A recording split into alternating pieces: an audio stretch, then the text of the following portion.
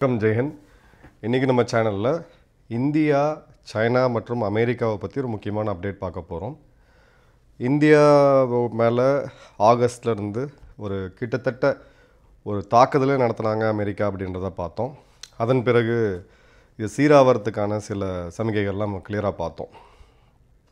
அதன் பிறகு ட்ரம்ப்போடைய அடுத்த குறி அப்படின்றது சீனாவை நோக்கி இருந்தது. வரக்கூடிய நவம்பர் 1ஆம் தேதியிலிருந்து சீனாவிலிருந்து இறக்குமதி செய்யக்கூடிய பொருட்கள் அனைத்துக்கும் 100% இன்னும் அதிகமான இறக்குமதியை வரியை விதிப்பேன் அப்படின்னு சொல்லி ட்ரம்ப் சொல்லியிருந்தார்.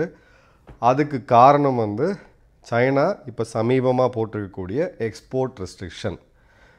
எதில் அப்படின்னு பார்த்தீங்கன்னா அரிய வகை கனிம வளங்கள்னு சொல்லக்கூடிய ரேர் எர்த் எலிமெண்ட்ஸ்.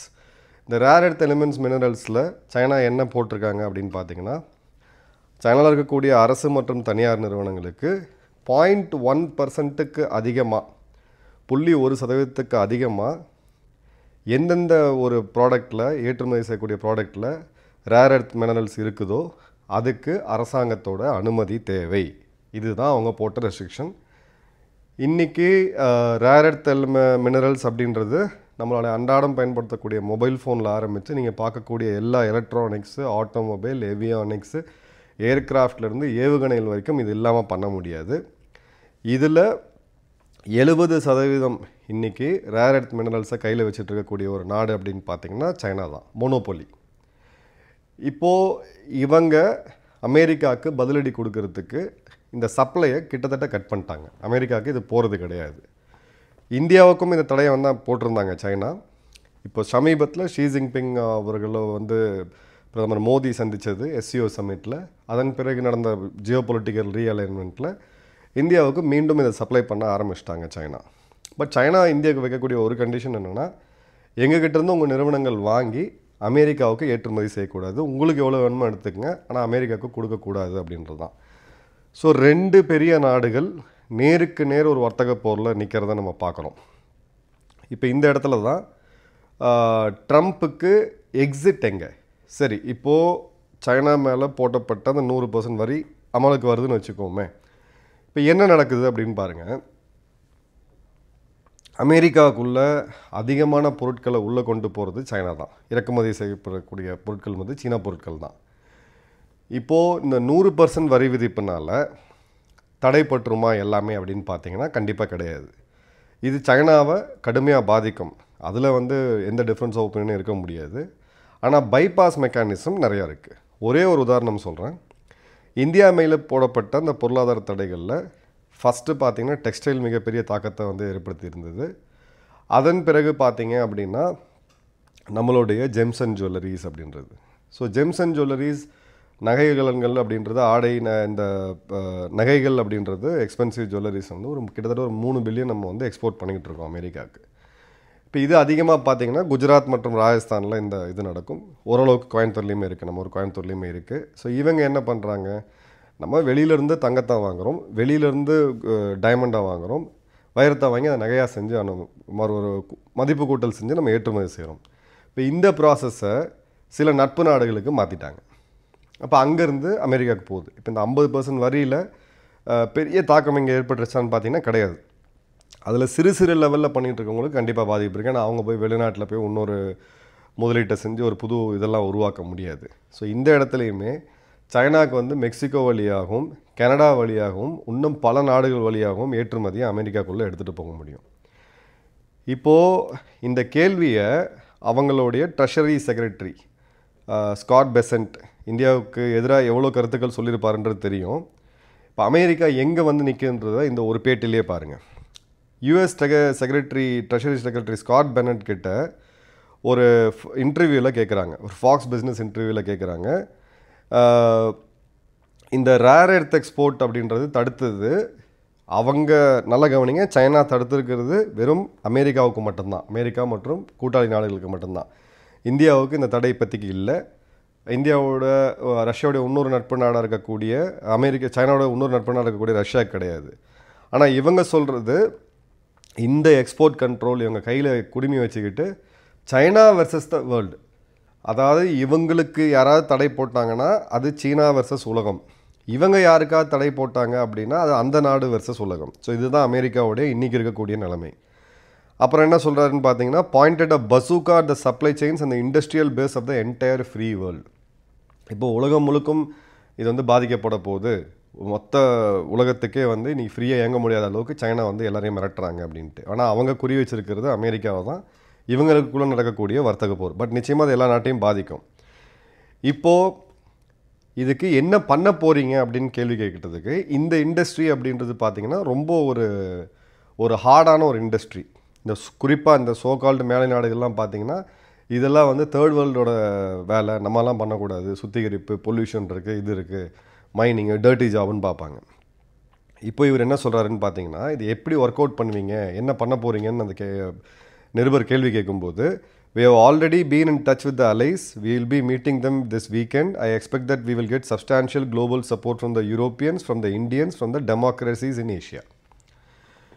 என்ன பண்ண போகிறீங்கன்னு கேட்டதுக்கு, நாங்கள் எல்லாருமே பல நாடுகள்கிட்ட, எங்கள் நட்பு நாடுகள்கிட்ட பேசிகிட்டு இருக்கோம், கூட்டாளிகள்கிட்ட பேசிகிட்டு இருக்கோம். ஐரோப்பா, இந்தியா மற்றும் ஆசியாவில் இருக்கக்கூடிய ஜனநாயக நாடுகள் எங்களுக்கு சப்போர்ட் பண்ணுவாங்க. இப்போ அமெரிக்காவுக்கும் சைனாவுக்கும் வர்த்தக போர் வந்தால் நம்ம அமெரிக்காவுக்கு சப்போர்ட் பண்ணணுமா, நாம் ரஷ்யாட்டேருந்து ஆயில் வாங்கணும்னு சொல்லி இவங்க வந்து நம்மளை கார்னர் பண்ணுவாங்களாம். இதுதான் இவங்களுடைய அந்த ஆட்டிடியூடும் சரி, இவங்க உலக அரசியலோட புரிதலுமே இவ்வளோதான். இவங்க இன்னும் ஒரு மிகப்பெரிய சக்தி 90களில் 70களில் இருந்த காலகட்டங்களில் இருந்த அமெரிக்காவை இன்றைக்கி அவங்க நினச்சிக்கிட்டு இருக்காங்க. அதே மாதிரி பார்த்தீங்க அப்படின்னா, இந்த சைனாவுடைய இந்த எக்ஸ்போர்ட் ரெஸ்ட்ரிக்ஷனை நாங்கள் வந்து அப்படியே பார்த்துட்டு வேடிக்கை பார்த்துட்டு இருக்க மாட்டோம், எங்களுடைய கூட்டாளி நாடுகள், நட்பு நாடுகள்கிட்ட இந்தியாட்ட பேசுவோம் அப்படின்னு சொல்லிட்டு.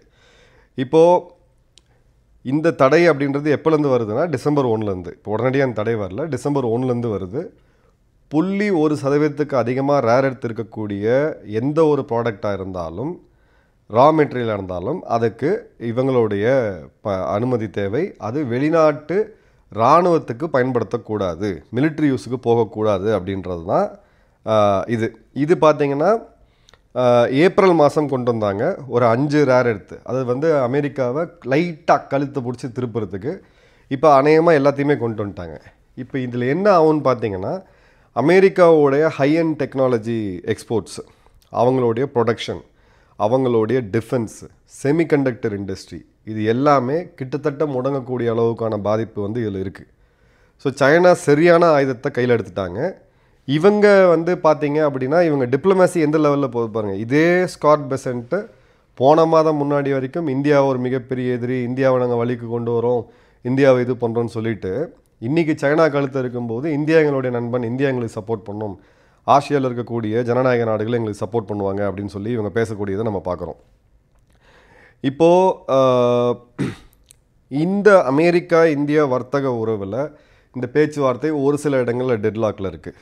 குறிப்பாக இந்தியாவுடைய அக்ரிகல்ச்சர் மற்றும் டெய்ரி, இந்த 2 செக்டரில் அமெரிக்க பொருட்களை வர விட மாட்டோம், அது எங்களுக்கு ஒரு சிகப்பு கோடு, அதை தாண்டி நாங்கள் இப்போ வர முடியாது அப்படின்றத இந்தியா மீண்டும் மீண்டும் வலியுறுத்தியிருக்கிறாங்க.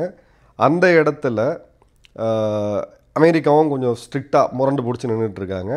இந்த இடத்துல இந்தியா காம்ப்ரமைஸ் பண்ணியாச்சுன்னு சொல்லி, அப்போ இந்த ட்ரேட் டீல் எப்போ முடியுமா, அக்டோபர் நவம்பரில் முடியுமானா இன்னொரு ஃபேவர் வந்துருச்சு. ஏன்னா இப்போது இவங்க இந்தியாவோட சப்போர்ட் வேணும்னு கேட்கும் பொழுது நமக்கு இந்த ஒரு ஸ்ட்ராட்டஜிக்காக பார்த்திங்கன்னா ஒரு அட்வான்டேஜ் வந்து கிடச்சிருக்கு. இப்போது சைனாவுடைய மோனோபோலி என்ன, இது வந்து அவங்க இன்றைக்கி இல்லை, ஒரு தேசம் எப்படி யோசிக்கணும்னு சொல்லி அவங்ககிட்ட கற்றுக்கலாம். 30 வருடத்துக்கு முன்னாடியே இந்த ப்ராசஸ் ஆரம்பித்தாங்க. இன்றைக்கி உலகத்தோடைய 60% மைனிங், 90% ப்ராசஸிங், இது எல்லாமே பார்த்தீங்க அப்படின்னா சைனா கிட்ட தான் இருக்குது. அமெரிக்கா மட்டும் பயன்படுத்தக்கூடிய ரேர் எர்த் மினரல்ஸில் 70% அப்படின்றது சைனாட்ட தான் வந்துகிட்டு இருக்குது. இப்போது இது எங்கெங்கெல்லாம் ஒரு எக்ஸாம்பிள் சொல்கிறேன், எங்கெங்கெல்லாம் அது வந்து அமெரிக்காவுக்கு தேவைப்படுதுன்னு பாருங்கள். F-35 fighter jet, Virginia class submarine, Tomahawk missiles, advance radar systems, இது எல்லாமே இதை நம்பி தான் இருக்குது. சைனாவுடைய இராணுவத்தை, அமெரிக்காவுடைய இராணுவத்தை முடக்கி போடக்கூடிய அளவுக்கான வல்லமை வந்து இன்றைக்கி சைனா கிட்ட வந்துருச்சு அப்படின்றத பார்க்குறோம். இப்போது பிரசிடென்ட் டொனால்ட் ட்ரம்ப்பும் ஷி ஜின்பிங்கும் நண்பர்கள் தான். இவங்க நேரடியாக பேசி ஏதாவது ஒரு இடத்துல வந்தால் கூட அமெரிக்காவுடைய அந்த பவர் அப்படின்றது ஒரு 30 வருடத்தில் அப்படியே கொஞ்சம் கொஞ்சமாக கம்மியாகவும் நம்ம எதிர்பார்த்தோம். இது ரொம்ப ரேப்பிடாக இப்போவே பார்த்தா அவங்களுக்கு வந்து பெரிய லெவலில் லீவரேஜ் எதுவுமே இல்லை அப்படின்றத பார்க்குறோம். இந்தியாவை பார்த்தீங்க அப்படின்னா ஒரு வருடத்துக்கு 2-3 மில்லியன் டன்ஸ் ரேர் எர்த் ஆக்சைடை வந்து நம்ம இது பண்ணுறோம். பட் நம்மக்கிட்ட பார்த்தீங்கன்னா ப்ராசஸிங் இன்ஃப்ராஸ்ட்ரக்சர் கிடையாது. இப்போது இந்தியா என்ன பண்ணுறாங்க, முதல்ல இதில் நம்ம தன்னிறைவு பெறணும். ஏன்னா அடுத்த கட்டத்துக்கு நம்ம போகணும் அப்படின்ற போது இந்த நாட்டோடைய உற்பத்தி துறை அப்படின்றது இது எல்லாமே இயங்க முடியாது. நம்மளுடைய பாதுகாப்பு துறை, அதில் இருக்கக்கூடிய சுயசார்பு கொள்கை எல்லாத்துக்குமே இது அடிப்படையானது. இது இல்லாமல் எதுவும் பண்ண முடியாது. கொஞ்ச காலத்துக்கு முன்னாடி உங்களுக்கு ஒரு இது ஞாபகம் இருக்கும்னு நினைக்கிறேன். சில வருடங்களுக்கு முன்னாடி நியூட்ரினோ அப்படின்ற ஒரு திட்டம் கொண்டு வந்தாங்க, ஃபைனல் பார்ட்டிக்கல். அது எல்லா ரிசர்ச்சுமே வந்து கிட்டத்தட்ட பார்த்தீங்கன்னா இந்த மாதிரியான இதுக்கு சம்மந்தப்பட்டது தான். பட் சைனா அதை 30 வருஷத்துக்கு முன்னாடியே முன்னெடுத்துட்டாங்க. இந்தியாவுடைய பிளான் என்ன அப்படின்னு பார்த்தீங்கன்னா, பல ஆப்பிரிக்கன் நாடுகள்கிட்ட நம்ம பேசிக்கிட்டு இருக்கோம். இதே ரேர் எர்த் மினரல்ஸ் வந்து இந்தியாவிலே நிறையா இருக்குது. அதை எடுத்து இப்போ நீங்கள் தங்கத்தை 1 டன் ஓர் எடுக்கிறீங்க, அது எவ்வளோ தங்கம் எடுக்கிறீங்கன்றது தான் அதில் கணக்கு. ரேர் எர்த் அப்படின்றது நீங்கள் 1 டன் மண்ணிலேருந்து ரொம்ப குறிப்பிட்ட மில்லிகிராம் தான் நீங்கள் எடுக்க முடியும். அதுக்கு அவ்வளோ ரிஃபைனிங் ப்ராசஸ் இருக்குது. ஸோ இந்தியாவை பொறுத்த வரைக்கும் 500 கோடி அளவுக்கான national critical mineral stockpile, இதை ஸ்டாக்காக பண்ணி வைக்கணும். எப்படி அரசாங்கம் தங்கம் வாங்கி வைக்கிதோ, வெள்ளி வாங்கி வைக்கிதோ, டாலர்களை வாங்கி வைக்கிதோ, அதே மாதிரி நம்ம வந்து இந்த இடத்துல முதல்ல நம்மளுடைய அடுத்த 10 வருட தேவையை பூர்த்தி செய்கிறதுக்கு, ஸ்தம்பிச்சு போய் நிற்காமல் இருக்கிறதுக்கு national critical mineral stockpile அப்படின்றது 500 கோடிக்கு நம்ம வாங்க போகிறோம். ஏன்னா இப்போதைக்கு சைனாவுடைய உறவு நமக்கு ஓகேவாக தான் இருக்குது. இந்த நேரத்திலே எல்லாத்தையும் வாங்கி ஸ்டாக் பண்ணி வச்சுக்கணும் அப்படின்றது இந்தியாவுடைய திட்டம். அதே மாதிரி லாங் டேர்மில் இந்த மினரலை வந்து ப்ராசஸ் பண்ணுறதுக்கான மிஷினரிஸ் எல்லாமே இந்தியாவுடைய பெரிய நிறுவனங்கள் இப்போ தயாரிக்கக்கூடிய வேலையில் ஈடுபட்டிருக்காங்க. இன்னும் ஒரு 3-4 வருடத்துக்குள்ளே இந்த மிஷினரி இந்தியாவிலே பண்ண முடியும். ஸோ இதில் இந்தியாவுக்கு இருக்கக்கூடிய சேலஞ்ச் என்ன அப்படின்னு பார்த்தீங்கன்னா, ஒரு ஒரு நேஷ்னல் கிரிட்டிக்கல் மிஷன் அப்படின்னு நம்ம போகும்பொழுது ஃபஸ்ட்டு பார்த்தீங்கன்னா இந்த சமூக ஆர்வலர்கள் குரூப்பு, இது என்ன ஏதுன்னே தெரியாமல், உதாரணத்துக்கு நியூட்ரினோ, அதோட டெக்னிக்கல் டீட்டெயிலை நம்மளுடைய நண்பர்கள், அதில் எக்ஸ்பர்ட்ஸ் நிறைய பேர் இருக்கீங்க. அது என்ன, அதனால் என்ன பாதிப்பு இருந்துச்சு, என்ன இது இருந்துன்றதை ஒரு நியூட்ரலாக நீங்கள் ஒரு கட்டுரையாக எனக்கு மெயில் அனுப்புங்க, நம்ம அதை பிரசுரிப்போம். இந்த மாதிரியான கிரிட்டிக்கல் ப்ராஜெக்ட்ஸில் மத்திய அரசு, மாநில அரசு மற்றும் இங்கே இருக்கக்கூடிய பல இந்த டெமோக்ராட்டிக் இன்ஸ்டிடியூஷன்ஸ் நம்ம சொல்கிறோம் பார்த்தீங்களா, இது எல்லாமே சில இடங்களில் ஒன்றா சேர்ந்து முடிவு எடுக்கணும். கிரிட்டிக்கல் மிஷன்ஸில் மிச்சம் இருக்கிறத நார்மலாக பண்ணலாம், ஒரு இடத்துல மைனிங் பண்ணலாமா வேணாமான்றது அந்த மக்களோட அனுமதியோடு தான் நம்ம ஆரம்பிக்கும். ஆனால் கிரிட்டிக்கல் மிஷன்ஸ்ன்னு நம்ம வரும்பொழுது அந்த இடத்துல குயிக்காக டிசிஷன் எடுக்கிற இடத்துல இன்றைக்கி இந்தியா இருக்கா அப்படின்னு பார்த்தீங்கன்னா இன்றைக்குமே கிடையாது. அதுக்கான சட்டத்திட்டங்களும் கிடையாது. யாரோ ஒருத்தர் போய் ஒரு கோர்ட்டில் கேஸ் போட்டு, இல்லை ஒரு ஆன்லைன் மீடியாவில் ஒரு கேம்பெயினை ரன் பண்ணி அந்த மக்கள் மனசை மாற்றிட்டாங்க அப்படின்னா அந்த திட்டம் வந்து போஸ்ட்போன் ஆயிரும். ஸோ இந்த மாதிரியான திட்டங்களில் நம்ம இந்த ஒரு அபாயம் அப்படின்றது இருக்குது, இந்த டேஞ்சர் அப்படின்றது இருக்குது. அது சரியா தவறா அப்படின்றத எக்ஸ்பர்ட்ஸ் தான் சொல்லணும். அதில் சம்மந்தப்பட்ட துறை ரீதியாக இருக்கக்கூடிய வல்லுநர்கள் தான் சொல்லணுமே தவிர, ஒரு பொதுமாக இருக்கக்கூடிய நம்ம போன்ற ஆட்கள் எல்லாருமே இதை வந்து தவறாக சரியாக விமர்சனம் பண்ணுறது கரெக்டாக இருக்காது. ஸோ அமெரிக்காவுடைய லீவரேஜ் அப்படின்றது கொஞ்சம் கொஞ்சமாக கம்மியாகிட்டு இருந்து இப்போ ரேப்பிடாக கம்மியாக இப்போ போயிட்டுருக்கு. சைனாவை அவங்களால எதிர்க்க முடியலை. சைனாவை எதிர்க்கணும் அப்படின்னா இந்தியாவுடைய துணை இல்லாமல் பண்ண முடியாதுன்னு சொல்லி நான் ஒரு 3 வருஷமாக சொல்லிகிட்ருக்கேன்.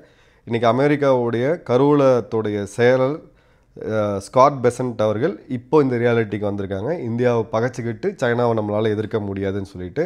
பட் இந்த அறிவாளிங்க இதை ஒரு பாலிசியாக எடுத்துகிட்டு போகிறாங்களா, ஸ்ட்ராட்டஜிக் இதுவாக எடுத்துகிட்டு போகிறாங்களா, இல்லை அசீம் முனீர் போன்ற கார்ட்டூன்களோடு உட்காந்துக்கிட்டு இவங்க ஒப்பந்தம் போட்டு உட்காந்துருக்காங்களா அப்படின்றது தெரியாது. ஏன்னா பாகிஸ்தானாலேயோ இவங்க தூக்கி பிடிச்சிட்டு இருக்கக்கூடிய இந்த நாடுகளால் ரேர் எர்த் மினரல்ஸ்லாம் பண்ண முடியாது. அதுக்கு மூளையும் அறிவும் திறனும் வேணும். அது இந்தியாட்ட தான் இருக்குது. என்ன நடக்குன்றதை ஒரு டீட்டெயிலாக பார்ப்போம். நன்றி, வணக்கம், ஜெய்ஹிந்த்.